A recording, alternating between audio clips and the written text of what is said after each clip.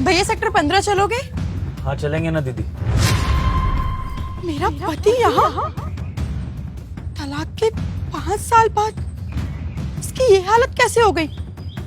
ये तो बहुत अच्छी कंपनी में मैनेजर था। जानना पड़ेगा क्या बात है। दीदी आप चलेंगी क्या? हाँ हाँ भैया, बस 1 मिनट। दीदी जल्दी करिए ना, वरना मैं कोई और सवारी देख लूँ, आपको नहीं जाना तो। हाँ हाँ बस। सेक्टर 15 जाना है ना आपको, 50 रुपए लगेंगे, चलेंगी? हाँ जी, आपसे एक बात पूछूं? दीदी बैठ के पूछ लीजिएगा, चलते हैं। नहीं नहीं भैया, आप बहुत परेशान लग रहे हैं, कोई बात है क्या? दीदी ये कैसा सवाल है? परेशान हूँ, लेकिन हर कोई अपनी परेशानियों से जूझ रहा है। आप भी परेशान होंगी, लेकिन अजनबी से क्या पूछना है कि क्या परेशानी है, और आप जानकर क्या करेंगी मेरी परेशानी? आप बैठिए ना। आपका नाम विभूर है ना, और आप सेक्टर 22 में रहते हैं?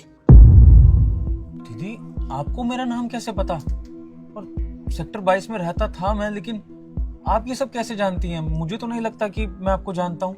नहीं नहीं, मैं आपको नहीं जानती, मैं आपकी वाइफ को जानती हूँ। आपकी वाइफ और मैं बहुत अच्छे फ्रेंड्स हैं। हम शॉपिंग करते हुए मिले थे, और मैं कई बार आपके घर भी आई हूँ, लेकिन मैं आपसे कभी मिले नहीं।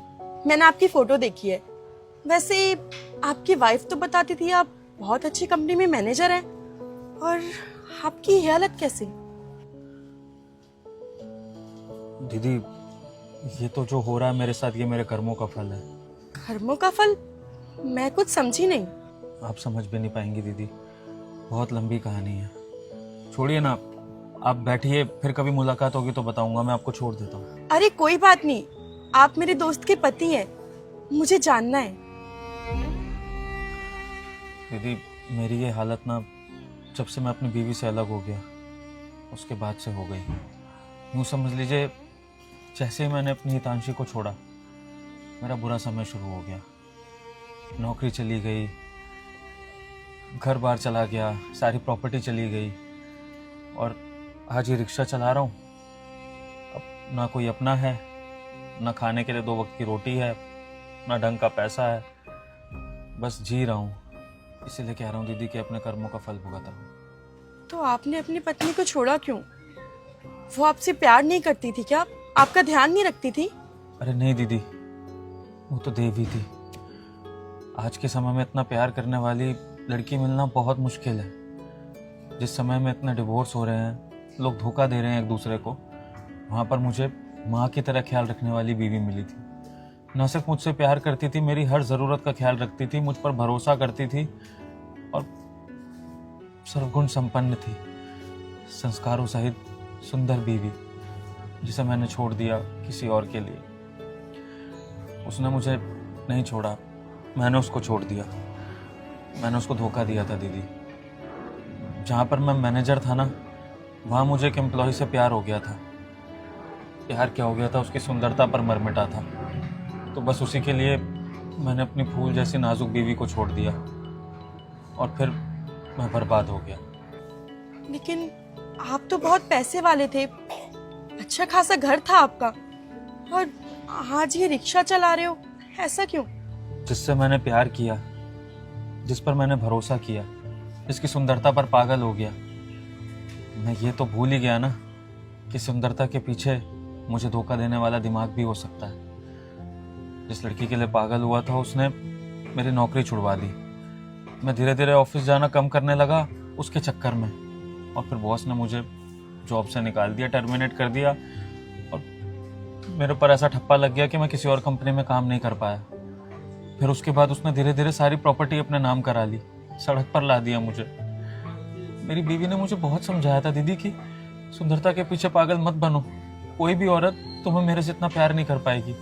लेकिन मैंने उसकी एक नहीं सुनी। मुझे उसके देसी लिबास से, उसके देसी रवैये से चिढ़ थी। सोचता था कि वो साड़ी पहनती है, देसी है, गांव की है, तो वो मेरे लायक नहीं है। मुझे तो कोई शहरी चिड़िया मिलनी चाहिए जो छोटे छोटे कपड़े पहने, सुंदर दिखे, मॉडर्न दिखे, और बस मेरी यही सोच मुझे ले डूबी। काश मेरी पत्नी होती तो जिंदगी कुछ और ही होती दीदी। आपके साथ इतना सब कुछ हो गया, आप अपनी पत्नी के पास वापस क्यों नहीं गए? उनको क्यों नहीं बताया कुछ भी? दीदी वापस जाता अपनी पहली पत्नी के पास, किस मुंह से, क्या बोलता उसे, जिसको मैंने इतने दुख दिए, उसको परेशान किया, उसको छोड़ दिया, अब उसके पास किस मुंह से वापस जाता? और वो तो मुझे मन ही मन कोसती होगी, बद्दुआ देती होगी, गालियां देती होगी, तो उसके पास जाने का तो सवाल ही पैदा नहीं होता दीदी। अब तो ये मेरे दुख है जो मुझे झेलने हैं, और मैं वापस जाकर उसे परेशान नहीं करना चाहता। बस कहीं मुझे मिल जाए तो उससे माफी मांग लूंगा अपने कर्मों की, और क्या कर सकता हूँ। तो एक बार माफी मांग के तो देखिए, क्या पता मैं आपको माफ कर दूं।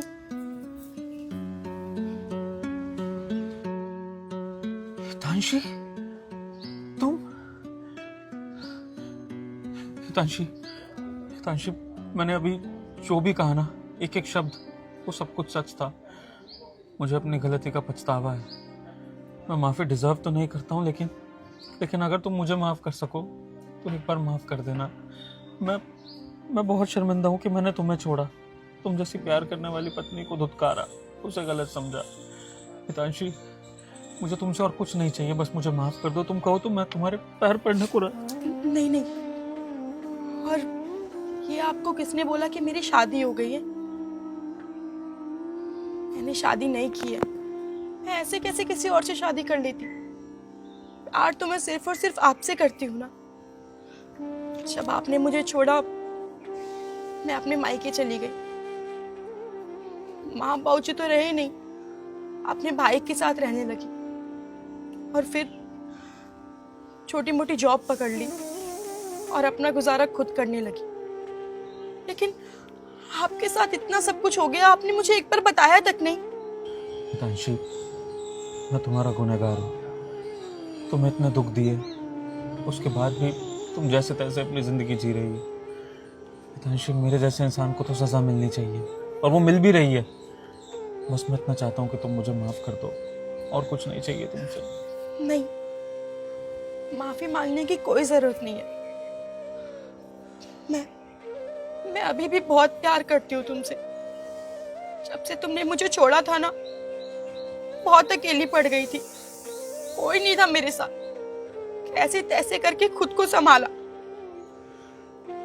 अब तुम मुझसे दोबारा शादी करोगे? क्या तुम मुझ पर दोबारा भरोसा कर पाओगी? हाँ, और गलतियां तो भगवान भी माफ कर देता है। मैं तो आपकी बीवी हूँ, मैं क्यों नहीं माफ करूंगी? मुझसे शादी करेंगे आप? हितांशी, इससे बड़े सौभाग्य की बात तो मेरे लिए कुछ हो ही नहीं सकती है कि तुम सामने से चलकर आ रही हो, मुझे दूसरा मौका दे रही हो, और मैं फिर से तुम्हें पा सकूंगा। हितांशी, अगर ऐसा हो जाए ना, तो मैं भगवान का लाख लाख धन्यवाद दूंगा कि उन्होंने मुझे जिंदगी में दूसरा मौका दे दिया अपनी गलती सुधारने का। ऐसा हो सकता है तो बिल्कुल हितांशी। लेकिन मेरी एक शर्त है। क्या? अब से आप ऐसे भटकेंगे नहीं, किसी और के लिए अपनी बीवी को नहीं छोड़ेंगे, हमेशा मेरे साथ रहेंगे, मेरा ध्यान रखेंगे, मुझसे बहुत प्यार करेंगे। बोलो, मंजूर है? हितांशी, वादा करता हूँ, अब एक हो रहे हैं ना, तो दोबारा कभी अलग नहीं होंगी। और भगवान के सामने सातों वचन के साथ साथ ये वादा करूंगा कि अब तो मरने के बाद ही तुमसे अलग होंगे, इससे पहले नहीं। वादा रहा। अब घर चलें अपने।